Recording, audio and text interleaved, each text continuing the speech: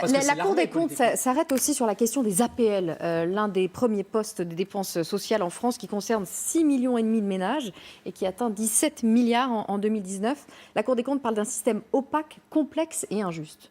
Oui, mais c'est vrai pas que pour les APL, c'est vrai pour l'ensemble des aides sociales françaises. On a une centaine d'aides sociales, on a une cinquantaine d'aides sociales sous critères de ressources. À un moment, il faut se poser la question, pourquoi est-ce qu'on a autant d'aides différentes ?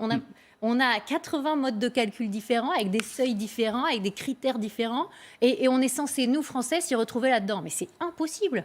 Et alors après, on dit ceux qui se trompent, alors ils sont fraudeurs ou je sais pas quoi. Bon, en réalité, on est. Quoi faire ? Faut Vous allez payer nous tout dire ça ? qu'on dépense un pognon de dingue, c'est ça ? Oui, c'est ça. Ce que je vais dire, c'est que ça fait des années qu'on parle d'une allocation sociale unique qui serait un peu plus cohérente, qui serait en plus fiscalisée, parce qu'il y a beaucoup de débats là-dessus. On se pose la question, mais pourquoi est-ce qu'on pourrait avoir finalement des revenus qui sont des revenus de la solidarité, et c'est bien normal quand vous avez quand vous êtes dans le besoin, etc. Bon, ok, mais sauf que de l'autre côté, vous avez parfois des revenus de la solidarité qui sont aussi importants que des revenus du travail, mais qui ne supportent pas l'impôt et qui ne rentrent pas dans le revenu imposable et qui, par ailleurs, sont beaucoup plus difficiles à contrôler parce que les CAF sont censés faire du contrôle et c'est très difficile pour les agents des CAF parce qu'ils ont plutôt l'idée que leur vocation, c'est d'aider, de faire du social, etc. et pas forcément du contrôle. Et ça, bon, voilà, enfin, je pense qu'ils voient plutôt leur vocation côté social que côté contrôleur.